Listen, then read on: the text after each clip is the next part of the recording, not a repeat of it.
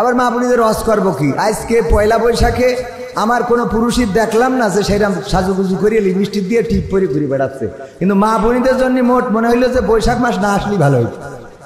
ঠিক না বে ঠিক? সাজুগুজু আছে না নাই?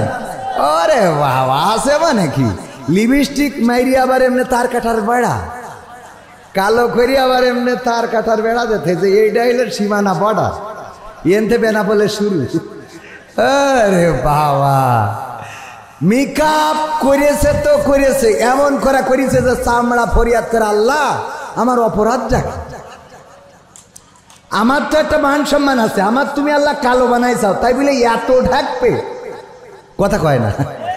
ওর একটা মান সম্মান আছে না, চামড়া দেখিস তো ঢেকিছে, আবার এনে সুন্দর করে একটা লাল মারি থই।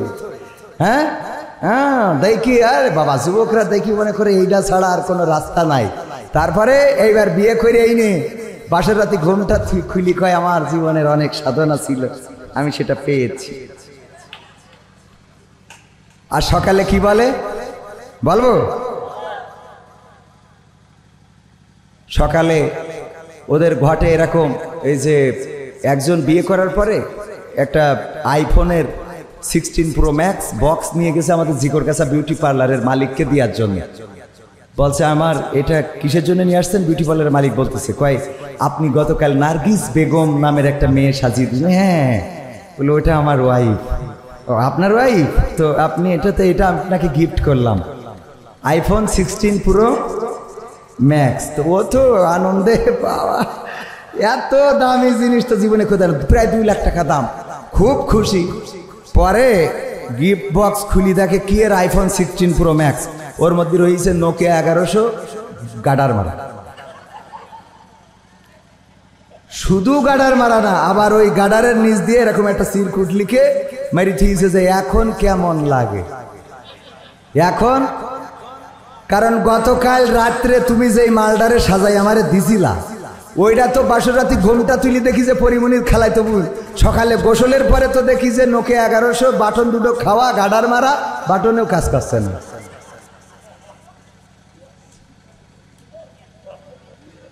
ঠিক না বে ঠিক? আছে না নাই? এরপরে একটা গান গায়, ওটা মনে পড়ছে না কি যেন, আমার ক্যামেরাম্যানটা বলতে পারবে যে আমি মরি না কেন, আমি পারি না আর পারি না, আমি কেন মরি না, আজরাইল কি চিনে না আমারে গো, আমি পারি না আর পারি না, হয়তো 2 দিন পরে মরবো, আগে মরলে কি ক্ষতি, ওরে এই দুনিয়ার রং তামাশা বুঝলাম না রে একরতি, ও আমার ঘরের রমণী সে যে কাল নাগিনী, জিকর গাছার বিউটি পার্লার আমার বাজাইলো 12টায়, আমি পারি না আর পারি না। এই গানটা পুরুষরা গেয়েছে বলে বলে আমি পারি না আর পারি না, আমি কেন মরি না, আজরাইল কি চিনে নাই আমারে গো। আর এই গান যদি আমার মা বোনেরা বানাইতো তাইলে ওরা বলতো আমি পারি না আর পারি না, আমার স্বামী কেন মরে না, আজরাইল কি চিনে নাই আমার স্বামী রে গো, আমি পারি না আর পারি না। ঠিক না বেঠে? আল্লাহর নবী মেরাজ থেকে আসলেন, এসে বললেন ওগো নারীরা শোনো, তোমরা বেশি বেশি সাদাকা করো, দান করো, কারণ আমি দেখেছি অধিকাংশ নারীরা জাহান্নামী। বিশ্ব নবীর সাহাবীরা বললেন ওগো নবী কোন অপরাধের কারণে নারীরা এত বেশি জাহান্নামী? আল্লাহর নবী বললেন বড় কারণ 2টা। সবাই বলেন কয়টা? মা বোনেরা কান খুলে শোনেন, বড় কারণ কয়টা? 2টা। এটা পুরুষদেরও জানার দরকার, অবিবাহিত যারা তাদেরও জানার দরকার। এইগুলো জানার পরে যারা বিয়ে করবা তারা পুশ করবা, তবে আবার ডার্লিং রে বইল না যে শোনো 2টা বড় কারণ আছে, এখন শিখাইও না। হ্যাঁ বিয়ের পরে তুমি যার লাগে এমবি ভরো তার তো বাটন ফোন, ওরে কেমন করে বুঝবে রে সে, কেমন করে বুঝবে গো সে ডিজিটাল তোর মন, তুমি যার লাগিয়া এমবি ভরো তার তো বাটন ফোন, মেসেজ দিলে সিন করে না, দেয় না তো রিপ্লাই, ভিডিও কলে বলবা কথা, ক্যামেরা তার নাই রে, ক্যামেরা তার নাই, ওরে ডিজিটাল এই যুগ জামানাই, ডিজিটাল এই যুগ জামানাই এনালগ তার মন, তুমি যার লাগিয়া এমবি ভরো তার তো বাটন ফোন। প্রেম প্রীতি ভালোবাসা বিয়ের আগে নয়, ঠিক না বেঠে? প্রেম প্রীতি ভালোবাসা বিয়ের আগে নয়। মনের মধ্যে রাখো যুবক আল্লাহ তাআলার ভয় রে, পরকালের ভয়। ওরে তবেই তুমি মুক্তি পাবা, তবেই তুমি মুক্তি পাবা দোজখের আগুন। তুমি যার লাগিয়া এমবি ভরো তার তো বাটন ফোন। মেসেজ আছে না নাই? ওগো আমার যুবকেরা, পহেলা বৈশাখ যারা পালন করেছে, উল্লুক ভাল্লুক ঘোড়া, তারপরে বানর হনুমান, এইগুলো নিয়ে যারা মিছিল করে বেড়ায়, ওটাতে কোনো ফায়দা নাই। আজকে পয়লা বৈশাখকে কেন্দ্র করে এই তাফসিরুল কোরআন মাহফিল যারা এসেছেন, যারা শুনছেন, যারা বসেছেন, আমল নামায় সওয়াব লিখে দিচ্ছেন কি? শুধু সওয়াব লিখে দিচ্ছেনই না, আল্লাহ পরকালের ময়দানে কিতাবটা ধরিয়ে দিয়ে বলবেন, ইকরা কিতাবাকা কাফা বিনাফসিকা ইয়াউমা আলাইকা হাসিবা। পড়ো তোমার কিতাব, পড়ে তুমি তোমার হিসাব করে দাও। নিজের হিসাব করার জন্য নিজেই যথেষ্ট। আমি বলি প্রতিটা পাতা উল্টাতে দেখবেন এখানে গুনায় ভরা, প্রতিটা পাতায় গুনায় ভরা। কত চায়ের দোকানে বসে আড্ডা দিয়েছেন, সিনেমা হলে গিয়েছেন, মনিহারে এবার বরবাদ দেখে জীবনটারে বরবাদ করেছেন, এমন আছে না নাই? বরবাদ দেখে, তারপরে আরো যা আছে, ইউটিউব দেখে, ফেসবুক দেখে, ফ্রি ফায়ার খেলে, পাবজি খেলে, ট্রেন রোডে যে টিকটক করে, এমনি ভাবে করে করে করে করে আমলের খাতাগুলো সব বদ আমল দিয়ে ভরা। আজকের এই মাহফিলে যারা এসেছেন, এই মাহফিলটা এই কিতাবের মধ্যে থাকবে না? থাকবে না? এটাও থাকবে, কারণ আমার আল্লাহ বলেছেন, ফামাইয়ামাল মিসকালা যাররাতিন খায়রান ইয়ারা ওয়া মাইয়ামাল মিসকালা যাররাতিন শাররান ইয়ারা। আল্লাহ বলেছেন যাররা পরিমাণ ভালো কাজ যদি কেউ করে সেটাও দেখাবেন কে? আল্লাহ দেখাবেন। আর যদি যাররা পরিমাণ খারাপ কাজ কেউ করে সেটাও আল্লাহ দেখাবেন। আজকের এই মাহফিলে যারা এসেছেন, আজকের তারিখটা কত? 14 এপ্রিল 2025। এই সালের এই তারিখটা যখন আমলের খাতায় দেখা যাবে, বলবেন আল্লাহ দেখো তোমার কোরআনের বয়ান শুনেছিলাম, তুমি তো বলেছো ওয়াইযা কুরিয়াল কুরআনু ফাসতামিউ লাহু ওয়া আনসিতু লাআল্লাকুম তুরহামুন। আমার আল্লাহ বলেছেন যখন তোমাদের সামনে কোরআন পড়া হবে, কোরআন থেকে বলা হবে, তখন তোমরা চুপ থেকে তোমাদের হৃদয়ের কান দিয়ে শুনবে, যাতে করে তোমাদের উপরে আল্লাহ রহমত বর্ষণ হতে পারে। ওগো আল্লাহ, তোমার কোরআনের বয়ান চুপ থেকে বসেছিলাম, শুনেছিলাম, এই তারিখে এই আমলটা আছে। তুমি যদি চাও তাইলে এই আমলের ওসিলায় গোটা জীবন জিন্দেগির গুনাহ ক্ষমা করে দিতে পারো। আমার আল্লাহ রাব্বুল আলামিনের এত দয়া, এত মায়া মহান রবের, তিনি চাইলে আজকের এই মাহফিলটায় আমাদের সমস্ত জীবন জিন্দেগির গুনাহ ক্ষমা করে দিয়ে নাজাতের ওসিলা করে দিতে পারেন। সবাই জোরে জোরে বলেন সুবহানাল্লাহ। আল্লাহর ইখতিয়ার আছে না নাই? আল্লাহ যাকে চান তাকে জাহান্নামে দিবেন। একজন পতিতা কুত্তাকে পানি পান করালো, একজন পতিতা কুত্তা, সে পিপাসার্ত, ওড়নাটা আরো দু একটা কাপড় গিট্টু দিল, তারপরে পানির মধ্যে ঢুকিয়ে দিল, কূপ থেকে উঠালো, নিংড়ে কুকুরের গালে ঢেলে দিল, কুকুরটা পানি পান করলো, তারপরে কুকুরটা বেঁচে গেল। আমার আল্লাহ রব্বুল আলামিন কুকুরকে পানি পান করানোর কারণে এই পতিতাকেও জান্নাতের বাসিন্দা করে নিলেন। বলেন সুবহানাল্লাহ। অথচ অপর একজন মহিলা একটা বেড়ালকে খাঁচার মধ্যে রেখে দিয়েছিল, অথবা বেঁধে রেখেছিল, ছেড়েও দেয় নাই, খাইতেও দেয় নাই। এই কারণে বিড়ালটা মারা যাওয়ায় আল্লাহ রাব্বুল আলামিন একটা বিড়াল মারার কারণে ওই রমণীকে, ওই নারীকে জাহান্নামের বাসিন্দা করে দিয়েছে। কুত্তাকে পানি পান করে জান্নাত পাওয়া যায়, আবার বিড়ালকে মেরে ফেলে জাহান্নাম পাওয়া যায়। আল্লাহ তুচ্ছ কারণে যদি আপনার পরে ক্ষুব্ধ হয়ে যায় জাহান্নাম দিয়ে দেবেন, আবার যদি ছোট্ট কারণে আপনার পরে সন্তুষ্ট হয়ে যায়।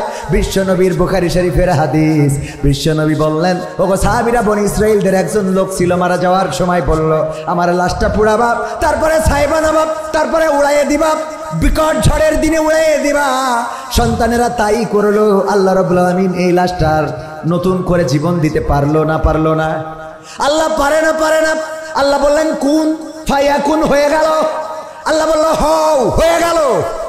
যখনই হয়ে গেল আল্লাহ বললেন, ওগো বান্দা, তুমি কেন তোমার সন্তানদের এমন ওসিয়ত করেছিলে যে তুমি মারা যাওয়ার পরে লাশটা পোড়াবে, তারপরে ছাই বানাবে, তারপরে উড়াইয়ে দেবে? কোন কারণে তুমি এমন ওসিয়ত করেছিলে? আল্লাহর নবী বললেন, ওগো আমার সাহাবীরা শোনো, বনি ইসরাইলদের ওই ব্যক্তি বলল, ওগো আল্লাহ, আমি সারাটা জীবন গুনাহ করেছি, অপরাধ করেছি, জেনা করেছি, ব্যভিচার করেছি, তোমার হুকুম আহকাম তরক করেছি। ওগো রব, আমি জানি তুমি আমারে ধরবা আর শাস্তি দিবা, শুধুমাত্র তোমার কাছে ধরা খাওয়ার ভয়ে আমি বলেছিলাম আমার সন্তানদের যেন লাশটা পুড়াইয়ে ছাই বানায় উড়াইয়ে দেয়, যাতে তুমি আমারে ধরে শাস্তি না দিতে পারো। তোমার ভয়ে আমি এই কাজটা করেছিলাম। আমার আল্লাহ রাব্বুল আলামিন বললেন, ওগো আমার বান্দা, শুনে নাও, তোমার মনের মধ্যে আমার কাছে ধরা খাওয়ার ভয় থাকার কারণে তোমার গোটা জিন্দেগির গুনাহ আমি ক্ষমা করে দিয়ে জান্নাতি করে দিলাম। আল্লাহর ইখতিয়ার আছে না নাই? তিনি কাউকে কৈফিয়ত দেন না, তিনি কাউকে জন্ম দেননি এবং তাকেও কেউ জন্ম দেয়নি। তার উপরে কেউ নেই, তার স্রষ্টা বলে কেউ নেই। তিনি এক এবং তিনি একক। তিনি কাউকে জবাব দেন না, তিনি ঘুমান না, তিনি খান না, তিনি আমাদের অভিভাবক। তিনি যাকে চান তাকে ফকির বানান, যাকে চান তাকে আমির বানান। প্রমাণ যদি নিতে চান, যেই শেখ হাসিনা বলল 41 সালের আগে ক্ষমতা ছাড়বে না, যেই শেখ হাসিনা বলল যে আমরা 41 সাল তো ছাড়বই না, বরং ওই চেয়ারে বসে বলেছিল পদ্মা সেতু থেকে ডক্টর ইউনূসকে টুস করে ফেলে দেবে। আল্লাহ রাব্বুল আলামিন বলল, তুমি যারে ফেলে দিতে চাইলে আমি তারে কুড়াইয়ে এনে তোমার ওই চেয়ারের মালিক বানাইয়ে দিলাম।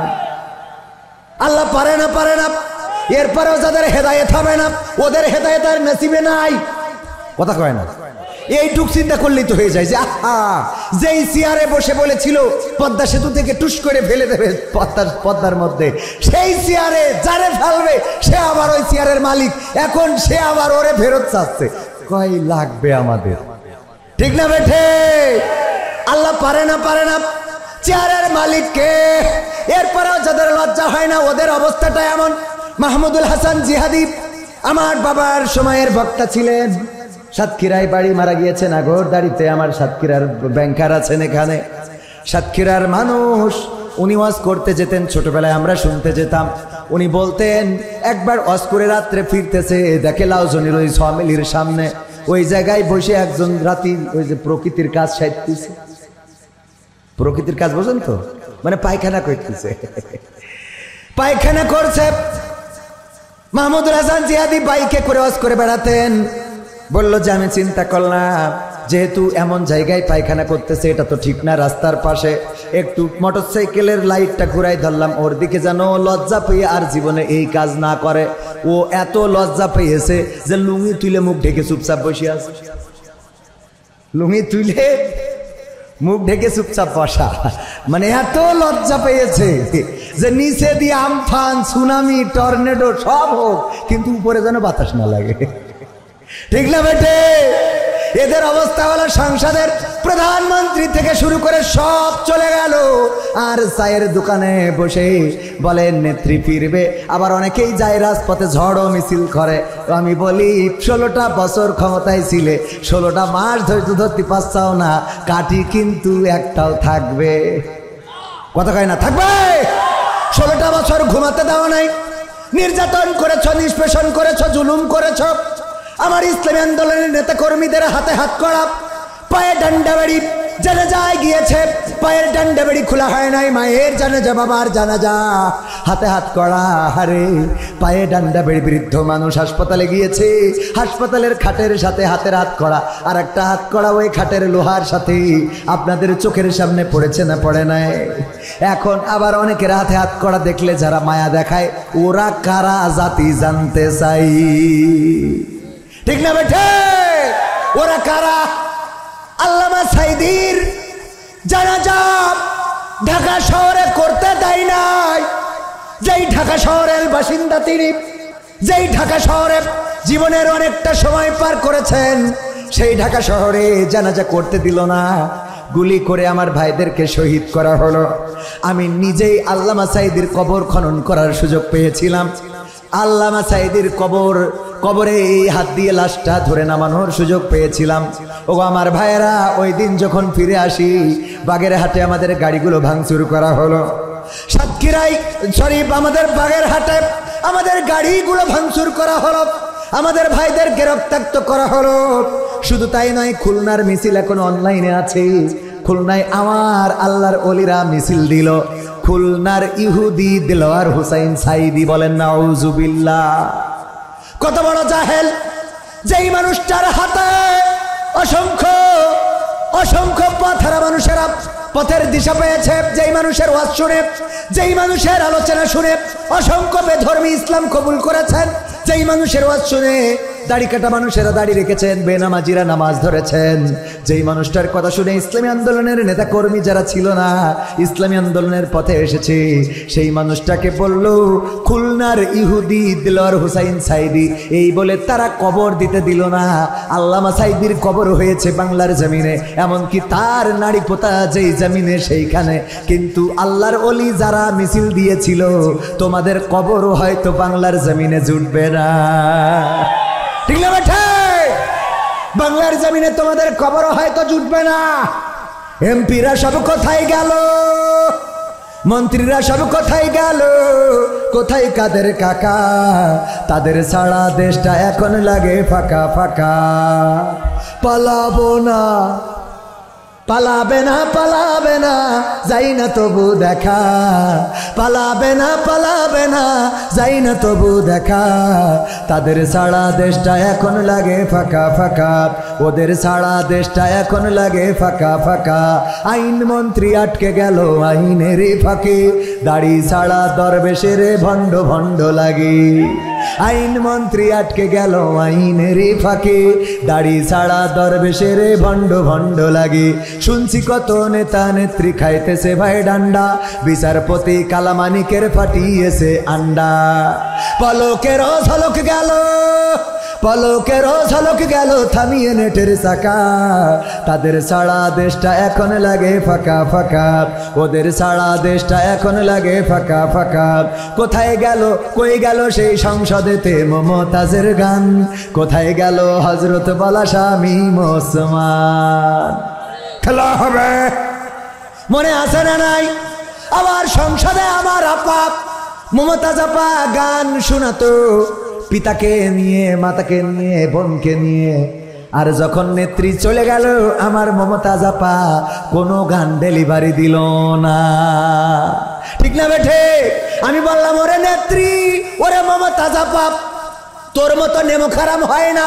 ওরে জাহেল, ওরে নেমো খারাপ, ওরে বেঈমান, তুই তোর যখন প্রেমিক ছেকা দিয়ে চলে গেল তখন গান গাইলি, ওরে ও রিক্সাওয়ালা তুই ধীরে ধীরে চালা, তোর সাথে বলবো আমার মনে কত জ্বালা।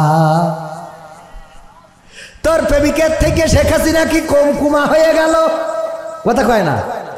এরপরে যখন তোর স্বামী দাগা দিয়ে চলে গেল তখন আবার গান গাইলি, বন্ধু যখন বউ লইয়া আমার বাড়ির সামনে দিয়া রঙ্গ কইরা হাইটা যায়, ফাইটা যায়, ও বুকটা ফাইটা যায়। গেছে না গাই নাই? অথচ নেত্রী চলে গেল, কোনো ফাটাফাটির গান হইল না। ঠিক না বেঠে? এই জন্যই বললাম বেঈমান নেমো খারাপ। আমি শিখাই দিলাম, ওগো মমতাজ আপা একটা নরমাল গান তো গাইতে পারো। আমার সোনার ময়না পাখি কোন বা দোষে দাদার কাছে গো,